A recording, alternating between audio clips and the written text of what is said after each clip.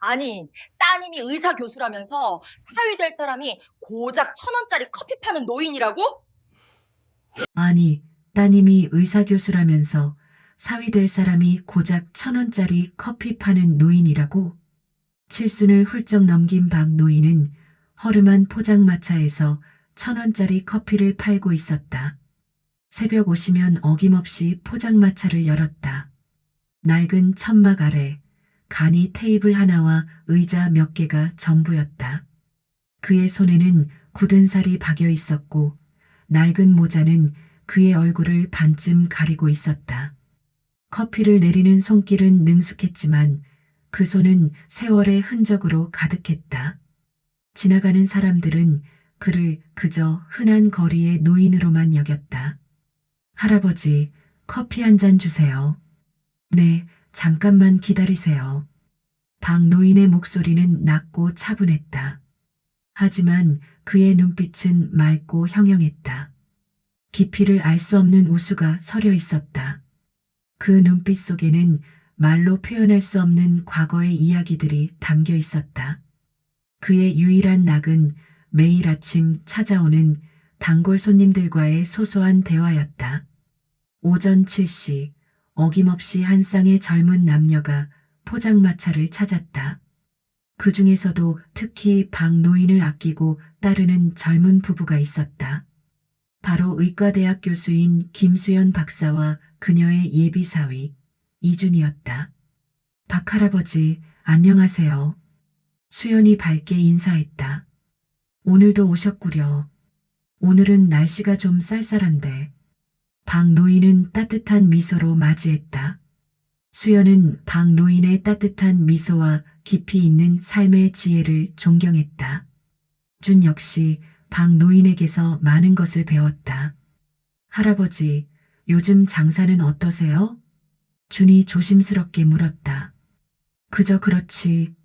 하루하루 사는 거지 뭐. 박 노인은 담담하게 대답했다. 준은 대기업 창립자의 아들이자 유능한 사업가였다. 하지만 세상의 편견과 싸우며 자신만의 방식으로 성공을 일궈내고 싶었다. 그래서 잠시 본분을 숨기고 박노인 곁에서 인생을 배우고 있었다.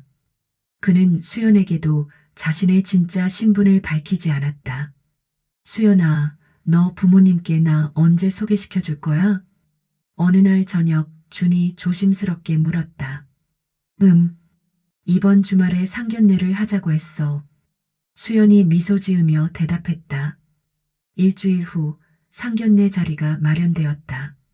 수연의 부모님은 모두 명망 있는 의사 집안 출신이었다. 특히 아버지 김태우는 국내 최고의 의과대학에서 오랫동안 교수로 재직하며 존경받는 인물이었다.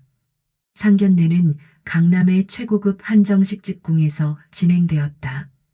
음식은 화려했다. 전복, 한우, 랍스터가 차례로 나왔다. 분위기는 다소 엄숙했다. 수연의 부모님은 준의 외모와 태도는 마음에 들어했다. 준 씨, 외모도 반반하고 예의도 바르시네요. 수연의 어머니가 만족스러운 표정으로 말했다. 감사합니다. 준이 공손하게 인사했다. 그런데 준 씨, 직업이 어떻게 되시죠? 수연의 아버지가 물었다. 그의 직업을 묻자마자 얼굴에 실망감이 역력하게 드러났다. 준은 긴장된 목소리로 대답했다. 현재는 작은 카페를 운영하고 있습니다. 순간 식탁의 분위기가 싸늘해졌다. 수연의 아버지는 콧방귀를 뀌었다. 카페? 작은 카페? 그의 목소리에는 실망감이 가득했다. 자네, 우리 수연이 뒷바라지나 제대로 할 수 있겠어? 수연의 아버지가 노골적으로 불쾌감을 드러냈다. 의사교수가 고작 1,000원짜리 커피 파는 사람과 결혼한다고 하면 사람들이 뭐라고 하겠나? 그의 목소리에는 무시와 경멸이 가득했다. 아버지, 수연이 당황하며 말을 막으려 했다. 수연아, 조용히 해. 어른들이 이야기하는 중이야. 주는 아무 말도 하지 못했다.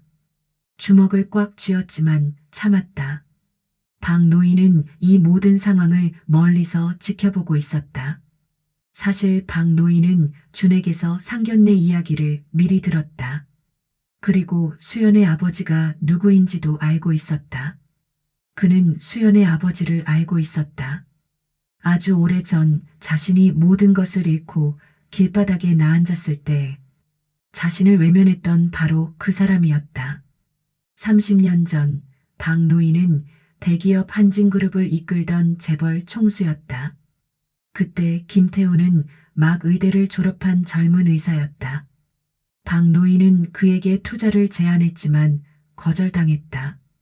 박 회장님, 저는 의사입니다. 사업에는 관심 없습니다. 그때까지만 해도 정중했다. 하지만 박 노인이 갑작스러운 사고로 모든 것을 잃고 길거리에 나앉았을 때 김태우는 그를 완전히 외면했다. 누구세요? 저 좀 지나가게 해주시겠어요? 냉정하고 차갑게. 박 노인의 눈빛이 차갑게 변했다. 복수는 그렇게 아주 조용하고 은밀하게 시작되었다.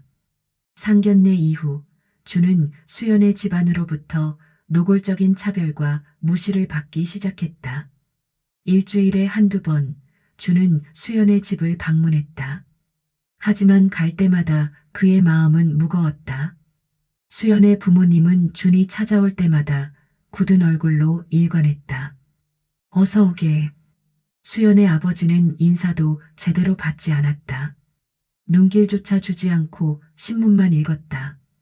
식사 자리에서는 그의 직업을 비하하는 발언을 서슴지 않았다. 자네는 언제쯤 번듯한 직장을 구할 텐가? 수연의 아버지가 냉정하게 물었다. 우리 수연이가 평생 1,000원짜리 커피만 마시고 살 수는 없지 않나?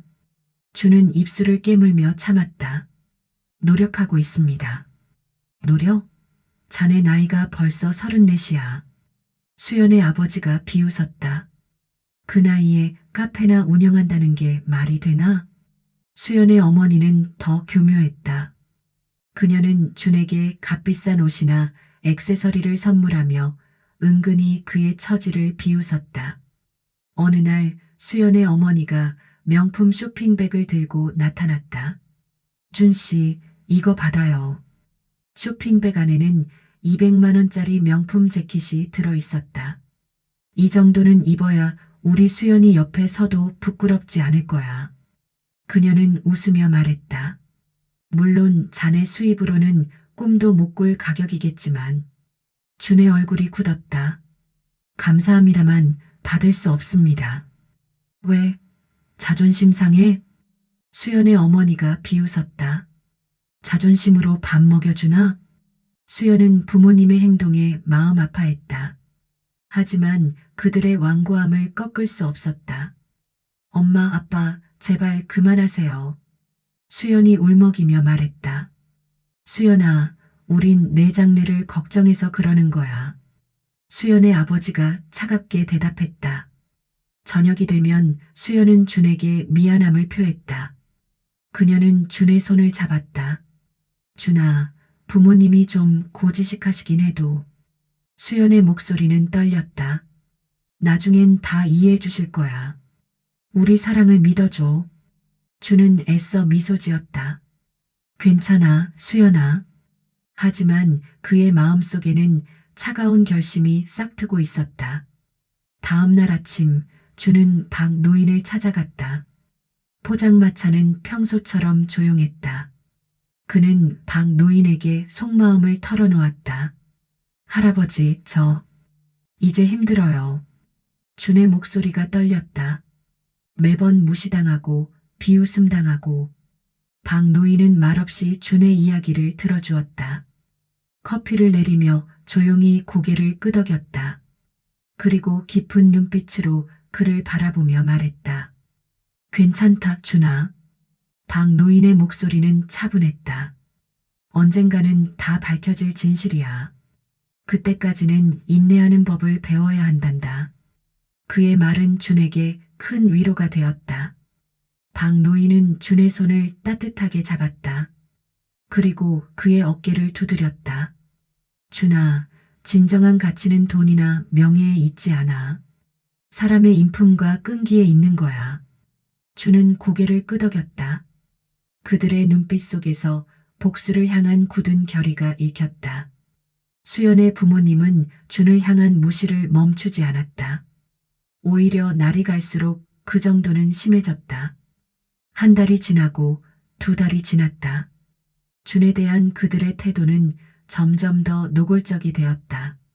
수연의 아버지는 가족 모임에서 준에게 일부러 허드렛 일을 시켰다. 준 씨, 미안하지만 저기 쓰레기 좀 버리고 와. 아, 그리고 주차장에 차 좀 빼줄래? 준은 묵묵히 시키는 대로 했다. 자신의 지인들에게 준을 소개할 때는 더 심했다. 우리 딸의 남자친구인데 하는 일이 시원찮아서 좀 걱정입니다. 수연의 아버지가 친구들에게 말했다. 공개적으로 망신을 주는 것이었다. 젊은 사람이 뭐 하는 사람인데요? 지인이 물었다. 카페 운영한답니다. 작은 거. 수연의 아버지가 비웃으며 대답했다. 준은 옆에 서서 모든 것을 참아야 했다. 어느 토요일 수연의 생일 파티에서 최악의 상황이 벌어졌다. 고급 레스토랑을 빌려 30명이 넘는 손님을 초대했다. 수연의 아버지는 값비싼 와인과 샴페인을 준비해 놓았다. 자, 모두 한 잔씩 드세요. 손님들이 샴페인을 마시며 축하했다. 하지만 준에게는 술을 권하지 않았다. 자네는 술은 됐고. 수연의 아버지가 준을 불렀다. 저기 밖에 나가서 커피나 한 잔 사오게. 제일 싼 걸로. 준의 얼굴이 굳었다. 지금 저에게 심부름을 시키시는 겁니까? 왜? 자네 전문 분야 아닌가? 수연의 아버지가 비아냥거렸다. 그리고는 손님들 앞에서 크게 말했다. 우리 사위 될 사람이 1,000원짜리 커피 전문가라서 말이야. 내가 특별히 부탁한 거야.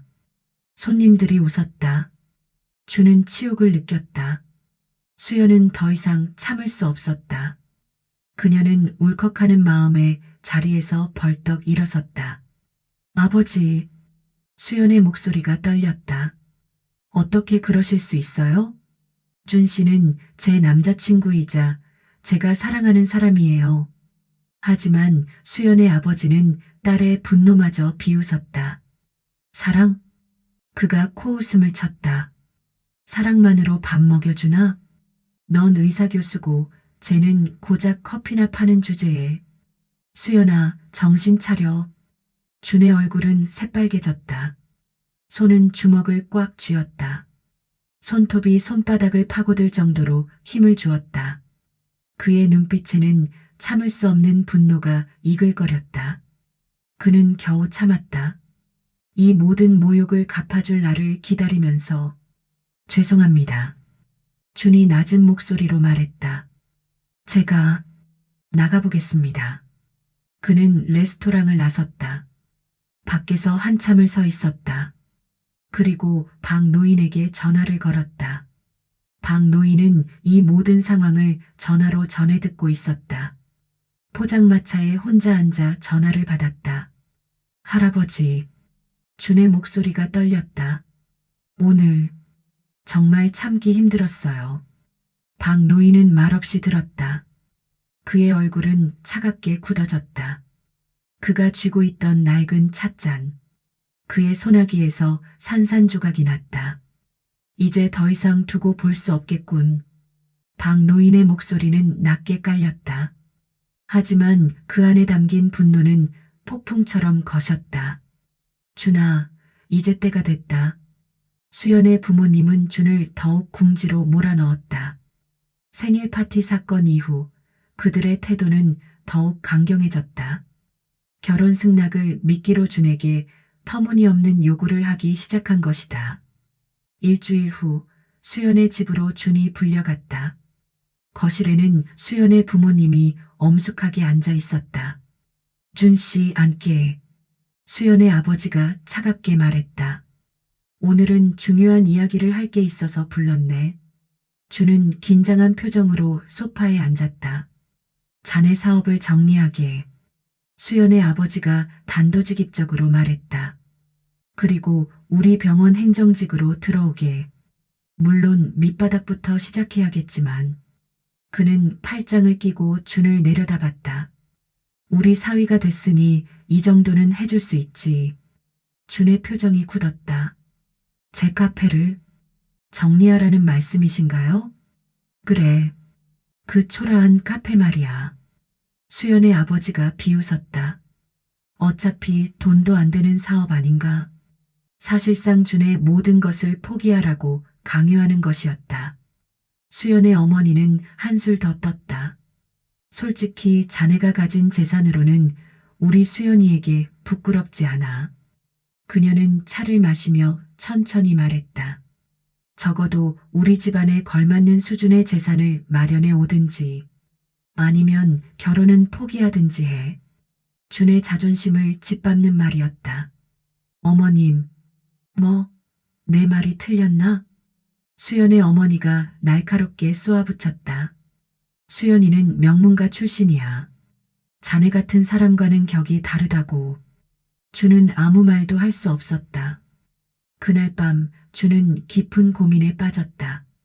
아파트 창밖을 멍하니 바라봤다. 수연과의 결혼을 위해 모든 것을 포기해야 하는가? 자신의 꿈과 정체성을 버려야 하는가?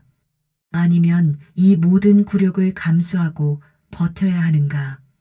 밤새 잠을 이룰 수 없었다. 새벽 5시 준은 포장마차로 향했다. 그는 박 노인을 찾아가 조언을 구했다. 할아버지, 준의 목소리는 지쳐 있었다. 저 어떻게 해야 할까요?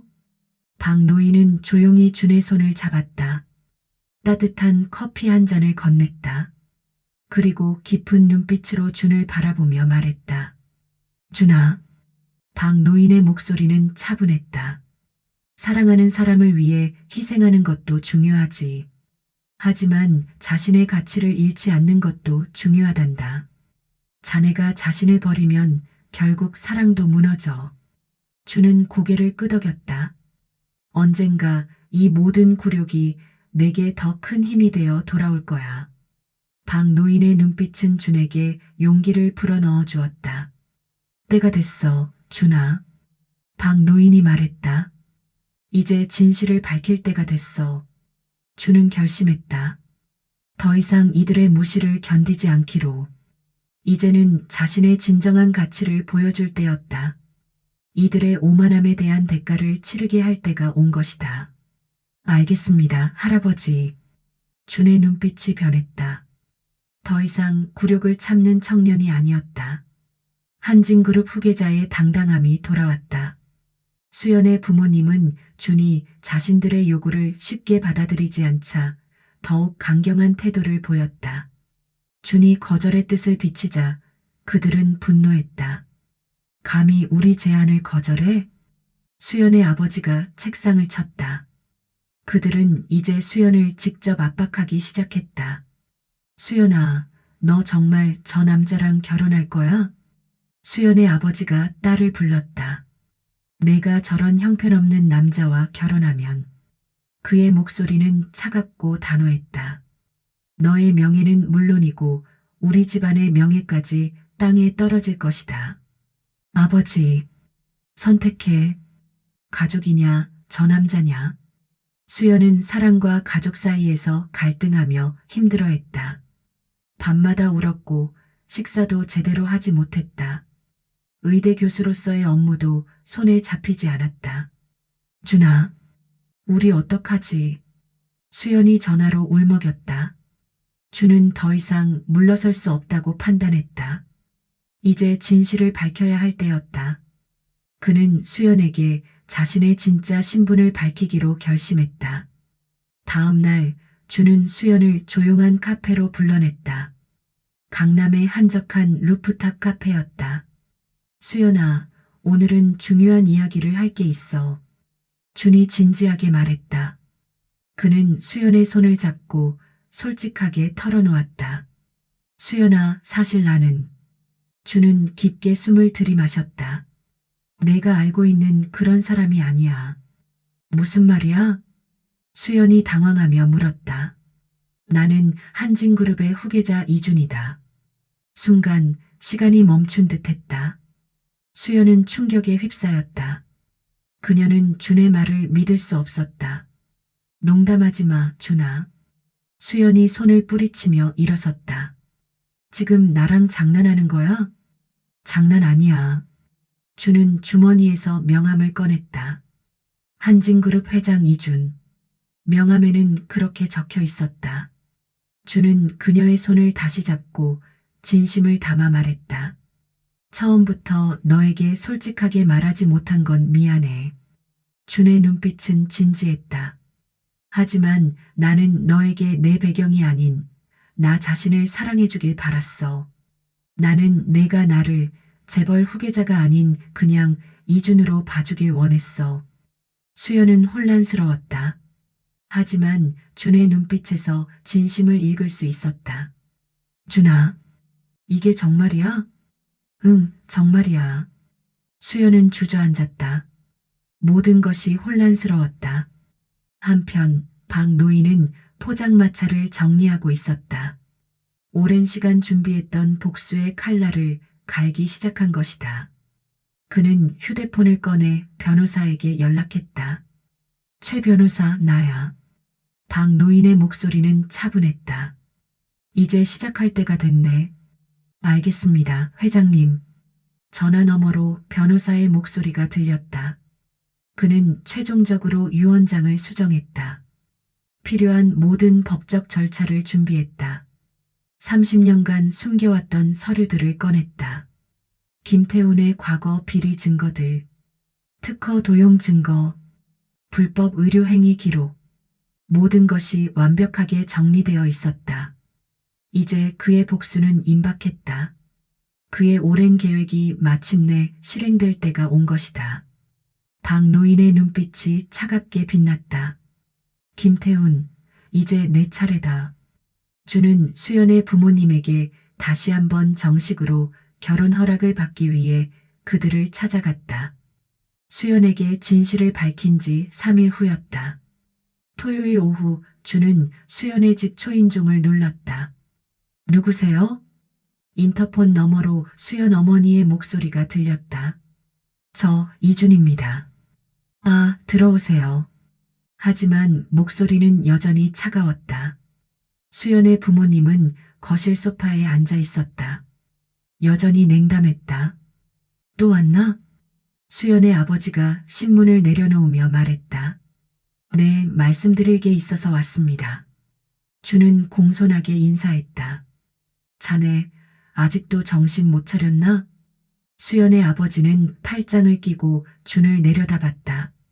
우리 집안에 들어오려면 최소한 그에 걸맞는 지위와 재산은 있어야지. 아직도 그 카페나 하면서 우리 수연이랑 결혼하겠다는 건가? 수연의 아버지가 비웃었다. 참 답답한 청년이군. 그 순간 준의 얼굴에서 미소가 사라졌다. 그동안 참고 견뎌왔던 시간들, 모든 굴욕과 무시, 이제 끝낼 때가 왔다. 그의 눈빛은 차갑게 빛났다.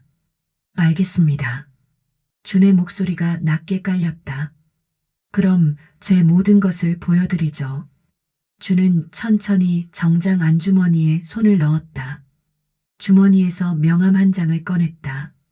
그리고 수연의 아버지에게 건넸다. 이게 제 진짜 모습입니다. 명함에는 한진그룹 회장 이준이라는 직함이 선명하게 새겨져 있었다. 금박으로 인쇄된 고급스러운 명함. 한진그룹의 로고가 선명했다. 수연의 부모님은 명함을 보고 경악했다. 뭐야 이게? 수연의 아버지가 명함을 집어들었다. 그들은 눈을 비비며 다시 확인했다. 하지만 글자는 바뀌지 않았다. 한진그룹 회장? 수연의 어머니가 떨리는 목소리로 읽었다. 이게 무슨... 수연의 아버지는 말을 잇지 못했다. 얼굴이 새하얗게 질렸다. 장난이겠지? 장난이 아닙니다. 준이 단호하게 말했다. 저는 한진그룹 창립자의 아들이자 현 회장입니다. 그때였다. 띵동. 초인종이 울렸다. 누구세요? 수연의 어머니가 떨리는 목소리로 물었다. 문이 열렸다. 박 노인이 정장을 단정하게 차려입고 변호사와 함께 나타났다. 네이비색 맞춤 정장, 반짝이는 구두, 위풍당당한 자세. 그의 모습은 더 이상 1,000원짜리 커피를 파는 노인이 아니었다. 그는 위풍당당한 재벌 총수의 모습이었다. 저 사람은 수연의 부모님은 박 노인의 등장에 더욱 혼란스러워했다. 포장마차 할아버지. 박 노인은 차가운 미소를 지으며 천천히 걸어 들어왔다. 변호사가 서류 가방을 들고 뒤따랐다. 오랜만이군, 김 박사. 박 노인의 목소리는 낮고 차분했다. 하지만 그 속에는 30년간 쌓인 분노가 담겨 있었다. 내 아들에게 함부로 대하는 것을 보니. 박 노인이 김태훈을 똑바로 쳐다봤다. 아직도 세상이 만만하게 보이나 보군. 박 노인? 김태훈이 떨리는 목소리로 말했다. 아니, 설마. 순간 김태훈의 뇌리에 30년 전 기억이 스쳐 지나갔다. 30년 전 그가 외면했던 그 남자. 한진그룹 창립자 박태수. 박태수 회장? 김태훈의 입에서 그 이름이 나왔다. 수연의 부모님은 박 노인의 말에 충격을 받았다. 내 아들. 수연의 어머니가 준을 쳐다봤다. 그럼 준 씨가. 그들은 박 노인이 준의 아버지라는 사실을 깨달았다. 오래전 자신들이 무시했던 그 재벌 총수, 그리고 그의 아들. 모든 퍼즐이 맞춰졌다. 맞아, 김 박사. 박 노인이 소파에 당당하게 앉았다. 내가 바로 한진그룹 창립자 박태수다. 그리고 이 사람은 내 아들 한진그룹 현 회장 이준이지. 이제 모든 반전이 시작되었다. 김태훈 부부는 그 자리에 얼어붙었다. 그들이 그토록 무시하고 천대했던 사람들. 포장마차 노인과 카페 주인. 그들이 실은 대한민국 10대 재벌의 총수와 후계자였다. 이럴 수가. 김태훈이 주저앉았다. 박 노인은 차분하지만 단호한 목소리로 모든 진실을 폭로하기 시작했다. 거실은 고요했다. 모두가 숨죽이며 박 노인의 말을 기다렸다. 내 이름은 박태수. 박 노인이 입을 열었다. 오래전 나는 대기업 한진그룹을 창립하고 키워냈다. 30년 전 나는 이 나라 10대 재벌 중 하나였지. 김태훈의 얼굴이 점점 창백해졌다. 하지만 갑작스러운 교통사고로 모든 것을 잃고 길거리에 나앉게 되었지. 박 노인의 목소리에 30년의 세월이 담겨 있었다. 그때 나는 김 박사 자네에게 도움을 청했지. 박 노인이 김태훈을 똑바로 쳐다봤다. 자네는 막 의대를 졸업하고 수련의로 일하던 때였어. 나는 자네에게 재기의 기회를 달라고 했지. 하지만 자네는 나를 외면했어. 김태훈은 30년 전 그날을 떠올렸다. 병원 응급실 앞. 누더기를 입은 남자가 자신에게 다가왔다. 김 선생, 날 기억하시오? 박태수요. 하지만 김태훈은 그를 밀쳐냈다. 누구세요? 저 좀 지나가게 해주세요. 고작 1,000원짜리 커피나 파는 주제에 어디 감히 내게 도움을 청하느냐. 그때 자신이 했던 말들이 떠올랐다. 박 노인의 목소리는 낮게 깔렸지만 그 안에 담긴 분노는 강렬했다. 그 말을 듣고 나는 깨달았지. 세상이 얼마나 냉혹한지를. 수연의 부모님은 박 노인의 말에 얼굴이 새하얗게 질렸다. 그들은 오래전 자신들이 외면했던 그 노인. 바로 한진그룹의 창립자. 자신들이 그토록 무시했던 준의 아버지라는 사실에 경악했다. 박 노인은 이어서 말했다. 나는 모든 것을 잃은 후 거리에서 1,000원짜리 커피를 팔며 다시 일어설 기회를 노렸다. 5년이 걸렸지. 하지만 나는 다시 일어섰어. 그리고 그때 준이를 만났지. 박 노인이 아들 준을 바라봤다. 내 아들은 내가 겪었던 굴욕을 반복하지 않도록 스스로 모든 것을 이겨내고 성공하는 법을 배우고 싶어 했다. 그래서 잠시 자신의 신분을 숨기고 너희들의 오만함을 시험했던 거야. 수연의 부모님은 망치로 머리를 맞은 듯한 충격을 받았다.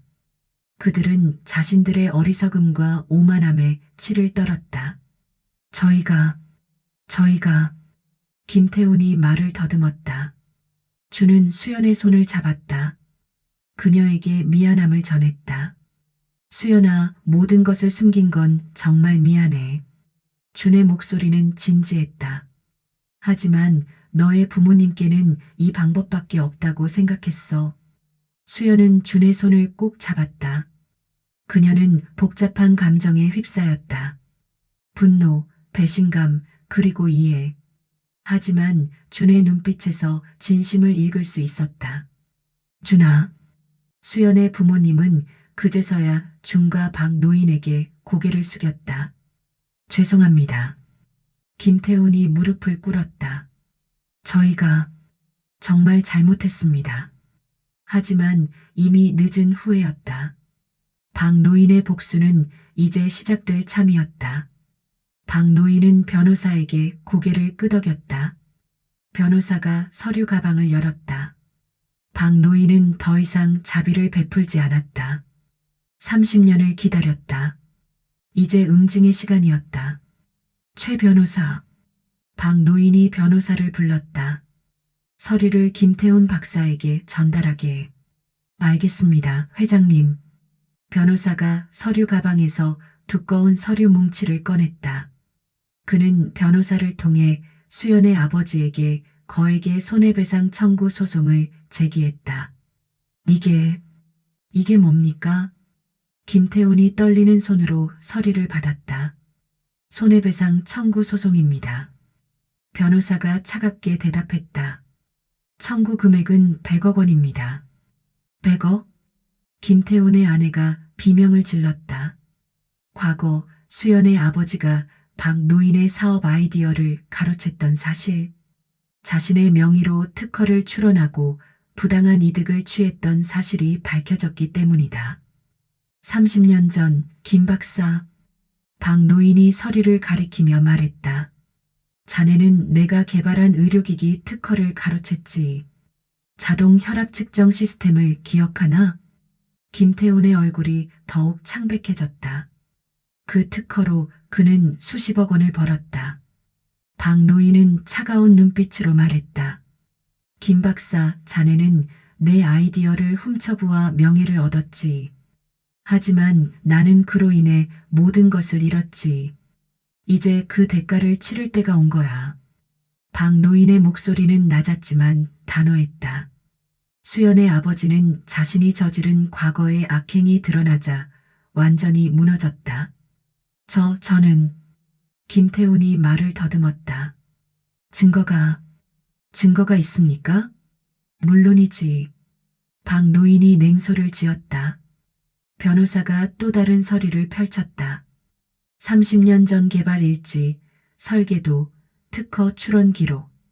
모든 것이 완벽하게 보존되어 있었다. 그는 법정에서 자신의 모든 만행이 낱낱이 공개될 위기에 처했다.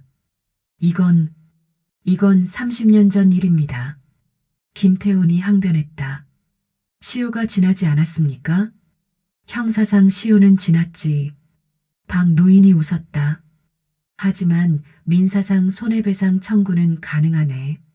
그리고 박 노인의 눈빛이 더욱 차갑게 변했다. 또한 박 노인은 수연의 아버지가 운영하는 병원에 대한 대대적인 감사와 조사를 지시했다. 그리고 자네 병원에 대한 조사도 시작됐네.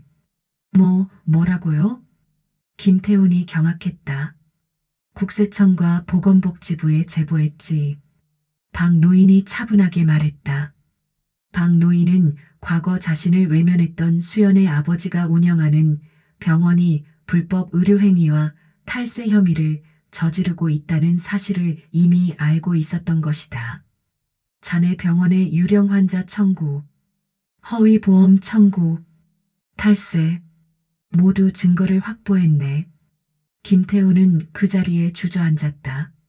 수연의 부모님은 자신들의 모든 것이 무너져 내리는 것을 지켜봐야 했다. 제발, 제발 용서해 주십시오. 김태훈이 무릎을 꿇고 빌었다. 저희가 잘못했습니다. 늦었네. 박 노인이 차갑게 대답했다. 그들의 오만함과 탐욕이 결국 자신들을 파멸로 이끌게 된 것이다. 일주일 후 병원은 영업정지 처분을 받았다. 국세청은 10억 원의 세금을 추징했다. 의사협회는 김태훈에게 징계를 내렸다. 언론은 이 모든 사실을 대서특필했다. 유명 의대 교수, 특허, 도용과 병원 비리 혐의, 신문 일면을 장식했다. 주는 이 모든 과정을 담담하게 지켜보았다. 수연의 집 거실에서 뉴스를 보고 있었다. 그는 수연에게 말했다. 수연아, 모든 것은 뿌린 대로 거두는 법이야. 준의 목소리는 차분했다. 수연은 아무 말도 할 수 없었다. 그녀는 그저 준의 손을 잡고 눈물을 흘렸다. 준아, 미안해. 내가 미안할 게 뭐가 있어. 준이 수연의 손을 꼭 잡았다. 그녀의 부모님은 뒤늦게 후회했다. 저희가 잘못했습니다. 김태훈이 준에게 무릎 꿇고 빌었다. 제발, 회장님을 설득해 주십시오. 하지만 이미 엎질러진 물이었다. 박 노인의 응징은 여기서 멈추지 않았다. 소송과 병원 조사는 시작에 불과했다. 진짜 응징은 이제부터였다. 그는 수연의 아버지가 재직 중인 의과대학 이사회에 연락했다. 서울의대 이사장실입니다. 저는 한진그룹 회장 박태수입니다. 박 노인의 목소리는 차분했다. 김태훈 교수에 관해 제보할 것이 있습니다. 그는 김태훈의 비리 사실을 폭로하는 자료를 제출했다. 특허 도용, 병원 비리, 탈세, 모든 증거가 완벽하게 정리되어 있었다. 이로 인해 수연의 아버지는 대학 교수직에서 해임될 위기에 처하게 되었다. 2주 후 의대 이사회가 열렸다. 김태훈 교수의 비리가 사실로 확인되었습니다. 이사장이 엄숙하게 말했다. 교수직 해임을 의결합니다. 만장일치였다. 30년간 쌓아온 명예가 하루아침에 무너졌다. 또한 박 노인은 자신이 오랫동안 운영해온 자선재단을 통해 활동을 시작했다. 한진희망재단이었다. 불우한 이웃을 돕는데 적극적으로 나섰다. 특히 과거 수연의 아버지가 불법 의료행위로 피해를 입혔던 환자들, 그들을 찾아내어 막대한 보상금을 지급하며 그들의 상처를 치유하는 데 힘썼다. 이분들이 김태훈 병원의 피해자분들입니다. 재단 직원이 명단을 보고했다. 총 47명입니다. 모두에게 적절한 보상을 해드리게 박 노인이 지시했다. 의료비는 전액 지원하고 위로금도 지급하게. 한 환자는 5천만 원의 보상금을 받았다. 정말 감사합니다. 60대 할머니가 눈물을 흘렸다. 김 교수 병원에서 잘못된 수술을 받아 10년간 고통받았는데 그의 행동은 언론을 통해 크게 보도되었다. 한진그룹 박태수 회장, 의료 피해자 구제에 50억 원 기부, 포장마차에서 다시 일어선 재벌의 감동 스토리. 30년 만에 복수하지만 끝은 선행으로. 모든 언론이 박 노인의 이야기를 다뤘다. 박 노인은 국민적 영웅으로 떠올랐다. 박태수 회장 존경합니다. 진정한 기업가의 모습입니다. SNS에는 찬사가 쏟아졌다. 수연의 부모님은 모든 것을 잃었다. 명예, 재산, 그리고 사회적 지위까지. 김태우는 의사 면허가 정지되었다. 병원은 문을 닫았다. 집은 경매로 넘어갔다. 그들은 작은 월세방으로 이사해야 했다. 길거리를 헤매며 비참한 삶을 살게 되었다. 한 달 후, 박 노인은 그들을 찾아갔다. 낡은 빌라 2층. 좁은 방 앞에서 초인종을 눌렀다. 누구세요? 김태훈이 문을 열었다. 초라한 모습이었다. 박 노인은 그들을 찾아가 차가운 목소리로 말했다. 김 박사. 박 노인이 그를 똑바로 쳐다봤다. 자네는 나를 외면했지.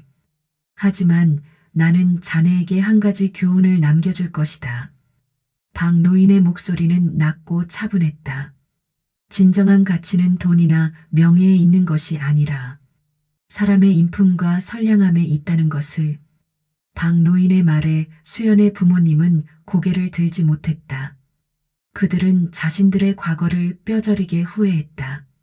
저희가 정말 잘못했습니다. 김태훈이 울먹였다. 주는 이 모든 과정을 지켜보며 깊이 생각했다. 인간의 오만함과 탐욕이 얼마나 비참한 결과를 초래하는지 깨달았다. 어느 날 저녁 주는 박 노인에게 조심스럽게 물었다. 아버지, 정말 대단하십니다. 준이 말했다. 하지만 너무 지나친 것은 아닐까요? 박 노인은 아들을 돌아보며 말했다. 준아. 박 노인이 차 한 잔을 마셨다. 이것은 단순한 복수가 아니다. 이것은 정의를 구현하는 과정이자 그들에게 진정한 깨달음을 주는 과정이다. 주는 고개를 끄덕였다. 수연의 부모님은 법정에서 모든 죄를 인정하고 실형을 선고받았다. 6개월간의 재판 끝이었다. 서울중앙지방법원 대법정. 방청석은 기자들과 시민들로 가득 찼다. 피고인 김태훈. 판사가 판결문을 읽기 시작했다. 특허 도용, 횡령, 배임, 의료법 위반. 모든 혐의에 대해 유죄를 인정한다. 수연의 아버지는 횡령과 배임 혐의로 징역 5년을 선고받았다. 징역 5년을 선고한다. 판사의 목소리가 법정에 울렸다. 집행유예 없이 실형으로 집행한다. 수연의 어머니 역시 공범으로 함께 처벌받게 되었다. 피고인 이순자. 판사가 이어서 말했다. 공범으로 징역 3년을 선고한다. 그들의 이름은 언론에 대서특필되었다. 명문 의대 교수 부부, 실형 선고. 30년간 숨긴 특허 도용, 결국 들통. 포장마차 노인에게 복수당한 의사 부부. 모든 신문 일면을 장식했다. 사회적으로 매장되었다. 박 노인은 법정 증인석에 섰다. 그들을 향해 마지막 일격을 날렸다. 김 박사. 박 노인의 목소리는 차갑고 단호했다. 자네는 평생 자신만이 옳다고 생각하며 살아왔지. 자네의 학벌, 자네의 지위, 자네의 재산. 그것들이 전부라고 생각했지. 박 노인이 김태훈을 똑바로 쳐다봤다. 하지만 세상은 자네가 생각하는 것만큼 좁지 않고 사람의 가치는 자네의 잣대로 판단할 수 있는 것이 아니라는 것을 이제야 깨달았을 것이다. 수연의 부모님은 박 노인의 냉정한 선고에 고개를 떨궜다. 그들의 얼굴에는 더 이상 오만함이나 비웃음은 없었다. 오직 후회와 절망만이 가득했다. 죄송합니다. 김태훈이 떨리는 목소리로 말했다. 정말 죄송합니다. 판결이 끝나고 법정 밖. 주는 이 모든 것을 지켜보며 만감이 교차했다. 복수는 통쾌했지만 동시에 씁쓸했다. 그는 수연에게 다가가 그녀의 손을 잡았다. 수연아. 준이 부드럽게 말했다. 모든 것이 끝났어. 이제 너는 자유로워. 수연은 준의 품에 안겨 눈물을 흘렸다. 준아, 미안해. 그녀의 목소리는 떨렸다. 우리 부모님이 너한테 너무 심했어. 그녀는 준에게 미안함과 고마움을 동시에 느꼈다. 미안할 거 없어. 준이 수연의 머리를 쓰다듬었다. 내 잘못이 아니야. 하지만 박 노인의 복수는 여기서 끝나지 않았다. 박 노인은 새로운 복수를 시작했다. 아니, 복수라기보다는 구원이었다. 판결 일주일 후, 박 노인은 교도소를 방문했다. 김태훈 부부를 면회했다. 회장님, 김태훈이 고개를 숙였다. 오늘은 무슨 일로? 제안이 있네. 박 노인이 말했다. 그는 자신이 재단을 통해 설립한 복지병원을 소개했다. 내가 설립한 한진 희망병원이라는 곳이 있네. 거기서 의료봉사를 하게. 형기를 마치고 나오면 말이야. 박 노인은 수연의 아버지와 어머니를 의무적으로 봉사활동을 시키기로 했다. 자네들이 평생 자신들의 죄를 반성하고 속죄할 수 있도록 그곳에서 일하게 될 거야. 의무적으로 5년간. 김태호는 박 노인을 쳐다봤다. 그건 거부할 수 없네. 박 노인이 단호하게 말했다. 이것은 자네들을 위한 것이기도 하니까. 박 노인은 그들에게 진정한 의미의 속죄를 강요하는 새로운 형태의 복수를 시작한 것이다. 이것은 단순한 징벌이 아니었다. 그들의 영혼을 구원하는 길이라고 믿었다. 자네들이 진정으로 변화할 기회를 주는 거야. 박 노인이 말했다.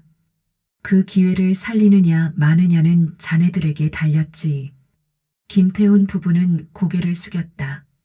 그들에게 주어진 마지막 기회였다. 수연의 부모님은 박 노인이 설립한 복지병원에서 봉사활동을 시작했다. 5년의 형기를 마치고 출소한 날, 교도소 앞에는 한진희망병원 직원이 기다리고 있었다. 김태훈 선생님, 이순자 선생님. 직원이 공손하게 인사했다. 병원으로 모시겠습니다. 처음에는 불평불만이 많았다. 우리가 왜 이런 일을? 김태훈이 투덜거렸다. 명문대 교수 출신이 청소나 하고. 하지만 박 노인은 단호했다. 5년간 의무봉사입니다. 거부하면 손해배상 소송을 제기하겠습니다.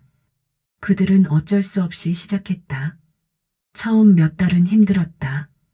환자들의 대소변을 받고 청소하고 식사를 돕는 일. 한때 명망 높은 의사였던 김태훈에게는 굴욕이었다. 하지만 시간이 지날수록 그들은 자신들이 저질렀던 죄의 무게를 깨닫기 시작했다. 6개월이 지나자 변화가 일어났다.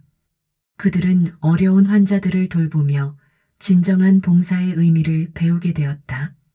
할머니, 오늘 기분은 어떠세요? 김태훈이 80대 환자에게 부드럽게 물었다. 덕분에 좋아요, 선생님. 환자의 미소에 김태훈도 미소 지었다. 특히 수연의 아버지는 자신이 과거 불법 의료행위로 피해를 입혔던 환자들을 만나게 되었다. 어느 날 한 60대 남성 환자가 병원에 입원했다. 김 선생님? 환자가 김태훈을 알아봤다. 10년 전 선생님 병원에서 수술받았던 사람입니다. 김태훈의 얼굴이 굳었다. 그 환자는 자신이 잘못된 수술로 피해를 입힌 사람이었다. 그는 환자들에게 진심으로 사과하며 용서를 빌었다. 정말 죄송합니다. 김태훈이 무릎을 꿇었다. 제가 선생님께 너무 큰 잘못을 저질렀습니다. 선생님을 용서해 주십시오.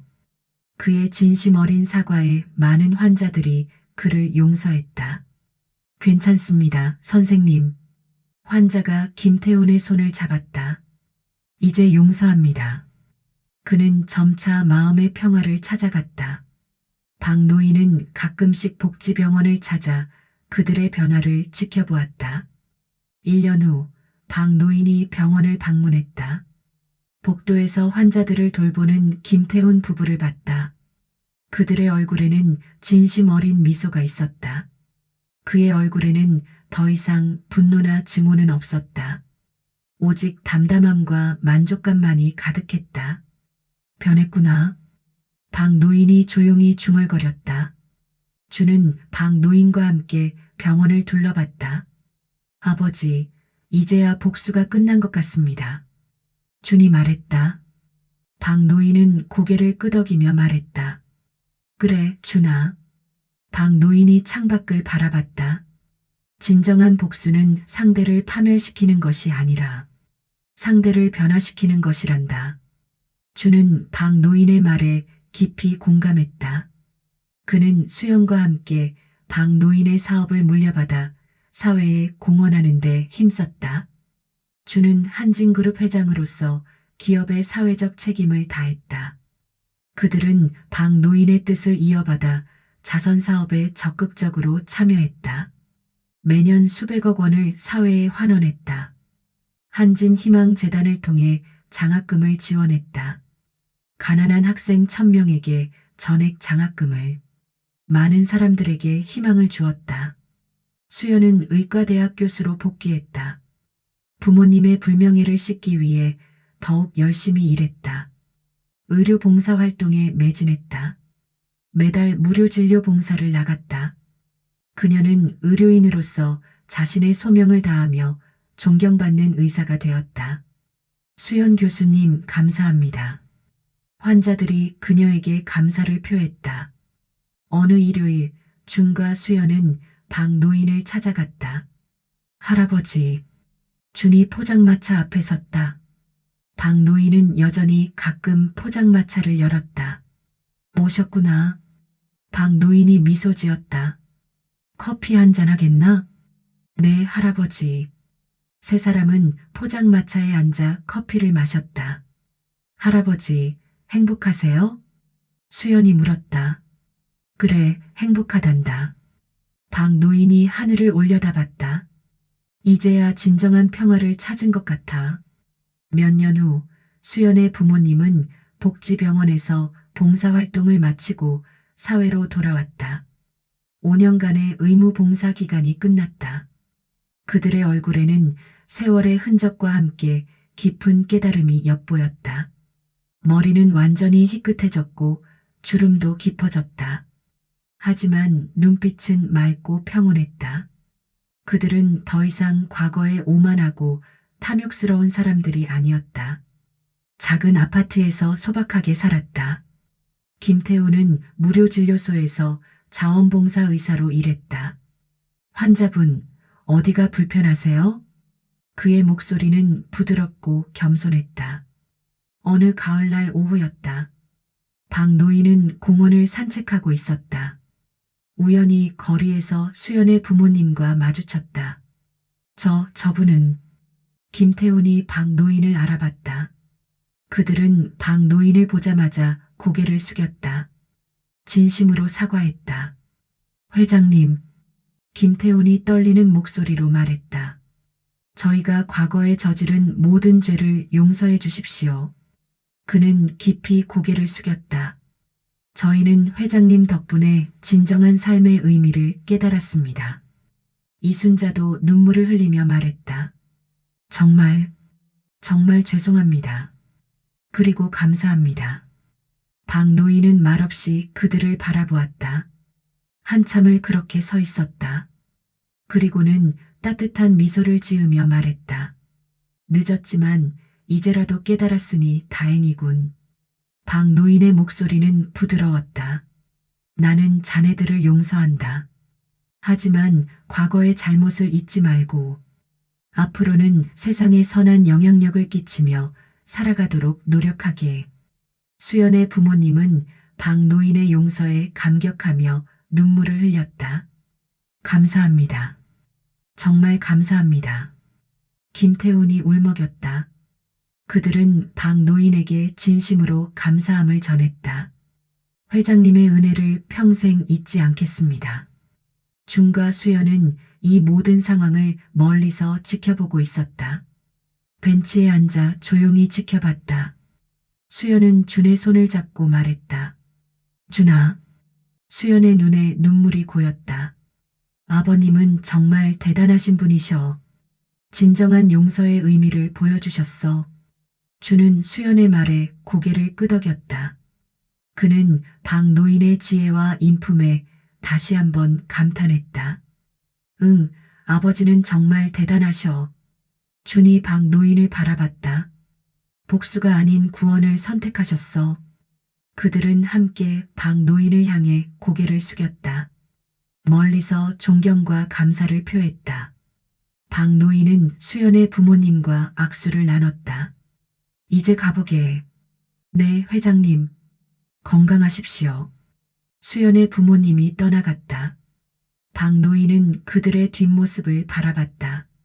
만족스러운 미소가 그의 얼굴에 번졌다. 이제야 진짜 끝이구나. 30년간의 원한, 그리고 5년간의 복수, 모든 것이 용서로 끝났다. 박 노인은 자신의 모든 재산을 사회에 환원하고 남은 여생을 평화롭게 보냈다. 85세가 된 박 노인. 그는 한진그룹 지분 대부분을 재단에 기부했다. 총 5천억 원에 달하는 재산이었다. 이 돈으로 많은 사람들을 도우시오. 박 노인이 재단 이사들에게 말했다. 그의 이야기는 많은 사람들에게 감동과 교훈을 주었다. 포장마차에서 다시 일어선 재벌의 감동 실화. 30년 복수, 그러나 끝은 용서로. 언론이 박 노인의 이야기를 대대적으로 보도했다. 준과 수연은 박 노인의 뜻을 이어받아 기업을 이끌었다. 사회적 책임과 윤리 경영의 모범으로 그들은 자신들의 부와 명예를 사회에 환원했다. 매년 수익의 30%를 사회에 환원했다. 어려운 사람들을 돕는데 적극적으로 나섰다. 장학사업, 의료지원, 주거지원, 모든 분야에서 선한 영향력을 펼쳤다. 그들의 이야기는 언론에 대서특필되었다. 많은 사람들에게 귀감이 되었다. 사람들은 그들을 현대판 홍길동이라 부르며 존경했다. 준 회장과 수연 교수 부부, 올해의 기부왕. 한진그룹, 사회적 기업 모범 사례로 선정. 수연의 부모님은 새로운 삶을 살았다. 그들은 과거의 명예와 부를 좇지 않았다. 작은 아파트에서 소박하게 살았다. 의미 있는 봉사활동을 하며 남은 여생을 보냈다. 김태우는 무료진료소에서 매일 봉사했다. 할머니, 약 잘 드세요. 그의 얼굴에는 평화가 가득했다. 그들은 진정한 행복이 물질적인 것에 있지 않다는 것을 깨달았다. 여보, 우리 지금이 가장 행복한 것 같아. 이순자가 남편에게 말했다. 그래, 나도 그래. 김태훈이 미소 지었다. 박 노인의 복수는 단순히 상대를 파멸시키는 것이 아니었다. 상대를 변화시키는 것이었다. 자신과 주변의 모든 사람들에게 진정한 깨달음을 주는 것.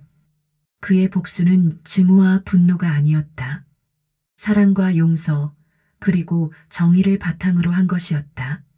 진정한 승리는 상대를 무릎 꿇리는 것이 아니라 상대를 일으켜 세우고 더 나은 사람으로 변화시키는 데 있다는 것. 박 노인은 그것을 보여주었다. 박 노인은 우리에게 진정한 삶의 가치와 의미를 일깨워주는 위대한 스승이었다. 어느 봄날 공원 벤치. 박 노인은 준, 수연과 함께 앉아 있었다. 할아버지, 행복하세요? 준이 물었다.